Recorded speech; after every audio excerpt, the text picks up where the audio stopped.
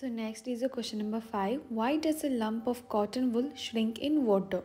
जो कॉटन का लंप है दैट इज़ कॉटन का जो गुच्छा है, अगर हम हिंदी में बोले, वो वाटर पे जाने के बाद श्रिंक क्यों हो जाता है, उसको साइज़ क्यों कम हो जाता है, वो आपको बताना है. Sufficient volume of air is present in the cotton wool. When dipped in water, this air is replaced by less volume of water, so it shrinks.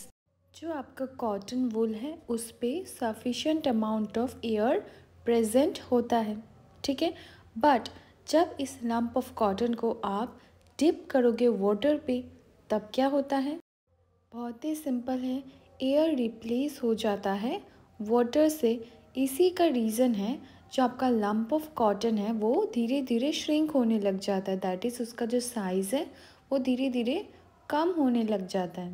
Question number 6. The layer of air around the earth is known as dash.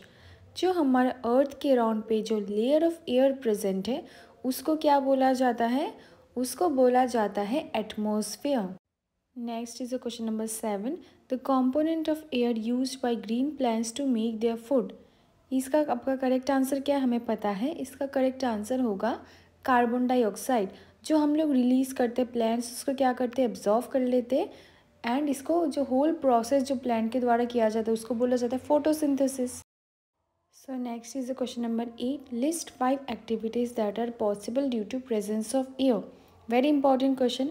आपको any 5 activity बताना है जो possible है, जो आपका around में, जो आपका सराउंडिंग्स पे एयर प्रेजेंट है उसके वजह से. ठीक है, आपको क्वेश्चन समझ में आ गया. आपको क्या करना है? एनी 5 एक्टिविटी बताना है जो हम लोग के लिए पॉसिबल है. कैसे पॉसिबल है? जो आपका अराउंड में जो एयर प्रेजेंट है उसके वजह से. ठीक है, तो one by one let's see. First जो आपका सबसे इम्पॉर्टेंट है, living beings use air for respiration. जो लिविंग बींग्स हैं वो क्या करते हैं? एयर का यूज़ करते हैं रेस्पिरेशन प्रोसेस के लिए, दैट इज़ ब्रीदिंग प्रोसेस के लिए. Very important. Next, plants use air carbon dioxide to prepare their food. जो प्लांट्स हैं वो क्या यूज़ करते हैं? कार्बन डाइऑक्साइड का यूज़ करते हैं अपना खाना का प्रिपेयर करने के लिए, right. Blowing air wind is use for power generation by windmill. ये भी होता है एयर के प्रेजेंस की वजह से, दैट इज़ पावर जनरेशन होता है विंडमिल से. नेक्स्ट क्या है? Air helps in burning of fuels and substances. जैसे अभी हमने एक एक्टिविटी देखा था, एयर सपोर्ट्स बर्निंग का, जो अपने एग्जाम्पल देखा था एक्टिविटी के थ्रू.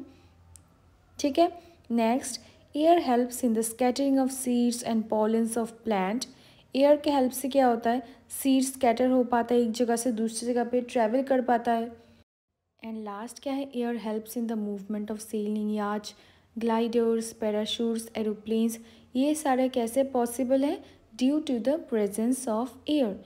एयर के हेल्प से क्या हो रहा है? मूवमेंट होता है सेलिंग याच का, then gliders, parachutes, aeroplanes etcetera. Last question. How do plants and animals help each other in the exchange of gases in the atmosphere? Very important question. तो प्लांट्स और एनिमल्स एक दूसरे को कैसे help करते हैं in exchange of gases, ये आपको बताना है. तो इसका आंसर देखो क्या होगा. There is the interdependence of plants and animals. Plants and animals respire, that is they intake oxygen and gives out carbon dioxide in the atmosphere. Plants take carbon dioxide from the atmosphere and prepare food and return oxygen to atmosphere by the process of photosynthesis. So in this way plants and animals help each other in the exchange of gases in the atmosphere. तो हमें पता है plants and animals एक दूसरे के interdependent है. कैसे? जैसे आपको क्या लिखा है? Plants and animals respire. दोनों ही प्लांट्स एंड एनिमल्स रेस्पायर करते हैं. जैसे फर्स्ट अगर हम लोग केस तक एनिमल्स का, हम लोग क्या करते हैं? हम लोग ऑक्सीजन इनटेक करते हैं एंड कार्बन डाइऑक्साइड रिलीज़ करते थे एटमॉस्फेयर पे. ये जो एटमॉस्फेयर में जो कार्बन डाइऑक्साइड हमने रिलीज़ किया वो कौन ले लेता है? प्लांट्स.